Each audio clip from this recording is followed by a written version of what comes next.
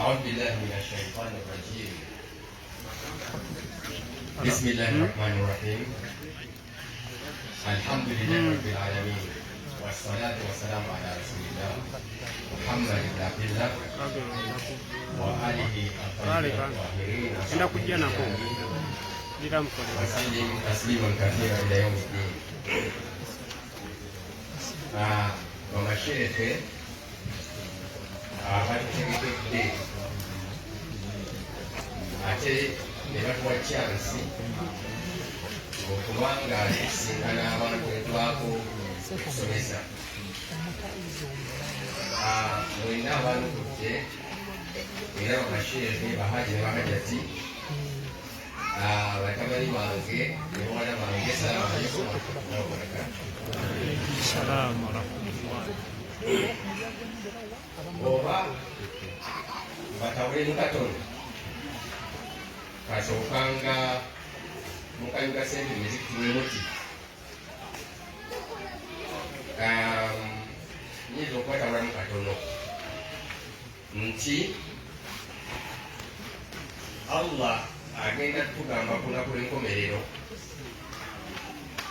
muddu wange ehadithi nkubisi nalwala notanziyanga muddu wange nalumwa enjala notondiisa nga bwe weegaana nga bwomugamba nti ate kakati gwensuuko ya buli kimu ate walwala ddi nga gwowonya ate wamwadde enjala nga gwoliisa ebyo bera tugenda byegaana okutuusa baali tuvuunulira bye tuyiseemu wano mu nsi atugambe nti tokyajjukira bwe bakugamba omuddu wange gundi nti ali mulago oba ng'embeera ebadde wano nti waliwo omulwadde n'otogendayo anti senga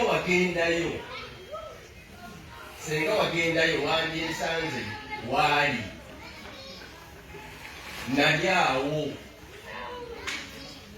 wenali era senga wajja n'obudaabuda wali obudaabuda nze era wati oyo mu bwetaavu bwe yalimu yali nze nga katonda ne katonda kyeki nsonga nene nnyo ffenna tumanyi katonda yaani abasinga tugezaako katonda yaani naye katonda kyeki ekyo kizibuzibu okutegeera katonda yaani nga twogera byakoze yandeese waliwo yajja okunziza naye katonda kyeki buli lwayalo bali katonda kyeki oba ogenda kutandika okwogera ebigambo bino byenjogera anti oyo yali nze awo wali owanze awo wali oliisa nze buli lwemanya nti kakati wano ngenda kukola mulimu gwanfuuza khalifa indi jailun fil ardi khalifa kati ngenda kuteeka mu nsi aga bamalayika ngenda kuteeka mu nsi anankiikirira akukiikirira owakitiibwa ngenda kuteeka mu nsi anankiikirira kati katonda byakola wano byayagala okukola wano kwobikola naaba nga akoze kubanga oli mukiise khalifa kulwembeera nti kakati katonda alina embeera gyaleese eri gyaleezukiza nti awo oyo yalinze kati kulwokanyuga bwoti oba okanyugira ye oba mutegedde naye ate otegeera nti yeye yali awo oyinza okutyamu omukanyugira oba oli awo nogamba omuntu nti mpolampola zigendwali mu ngeri y'ekitiibwa oba kale mu ngeri y'okuwalirizibwa osooke weetonde n'okwetonda naye allah nsonyiwa embeera empitiriddeko nokakanyuka naye ngaosoze kwetonda wetonde kubanga wano ekyewunyisa ennyo ensonga ebaddewo abadde allah ekigambo ekyewuunyisa ebiyinza okwogera ebyewuunyisa naye abaddewo abadde Allah. oli omuyimbi eyo yagenda n'agamba nti Katonda yabadde mwine ensonga. Mutegeera waliwo ekintu kyolaba senga obadde omanyi Katonda kyeki nobeera ngaomulabye magana Katonda kyeki kizibu tumanyi Katonda yani Katonda kyeki wazibu naye Katonda yabadde mwine ensonga nga obusobozi bw'omuntu bwonna ogenda okulaba nga bubadde tebukimalaawo oba mu kimu kye kyamagero oba bwebityo. Ako njagadde mbatabulamu naye nga si kyenazo okukyomesa mbatabudde naye ndowooza yamu waliwo emutegedde. Okwebaza kyeki ye kwekuluwa ate kugasa ki mu bufunze ennyo mu bufunze ennyo Allah subhanahu wa ta'ala agamba mu Qur'an nti sayajizi Allahu ashakirin, anti Allah ajja kuwa empeera eri abo bonna abeebasa. Eyo aya ate nagamba mu aya endala nti wa qalilun min ibadiya ash-shakur, naye mu baddu bange ng'abeebaza batono.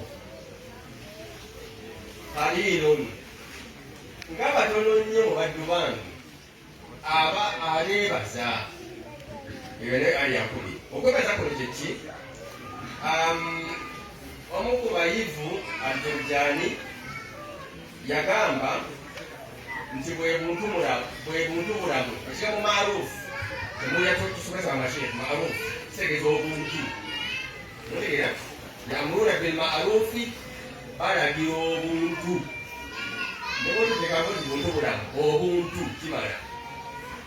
Maarufu bwe buntu yukabilu ni'ma bw'oyanukuza ekyengera nga waliwo ekyengera n'okyanukuza obuntu.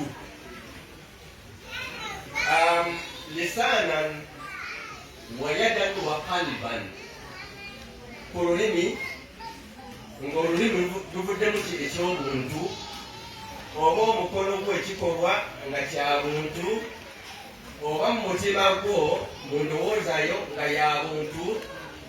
Ebyo byonna byokoze mu ngeri essatu nga byanukula ekyengera kyolina oba kyofunye. Maarufu, ekigambo maarufu bwe bubaka bw'abannabbi bonna obuntu. Otegeera obubaka bw'abannabbi bonna ya'muruna bil ma'ruf wa yanhauna 'anil munkar. Maarufu bwe buntu. Okwebaza kintu kinene nnyo, nsonga nnene nnyo, era okwebaza kumpi ye Katonda, kubanga agamu ku mannya ga Katonda ye Shakur. Mutegedde? Ashakur ekitegeeza ayeebaza ekintu kyoyogera ku muntu ne bwe tuba nga tukozeseza lafuzo y'emu ku Katonda kivuunulwa bulala. Mutegedde? Kyoyogera ku muntu tokivuunulanga oli wakiikanga Katonda tokivuunulanga bw'okivuunula ku muntu. Kiba mutashabe, bw'okibata mutashabe kibeera n'amakulu ag'omunda. Ebintu ebikwata Katonda biri mutashabe, kaakati bimanyiddwa alasipula fil ilm nga Kurani bw'egamba, naye olaba ate ayi abagivuunula obulala ababbingidde mu kumanya bamanya mutashabe amakulu ag'omunda. N'olwekyo Allah ye Shakur, Allah yennyini kwe kwebaza. Mutegeera?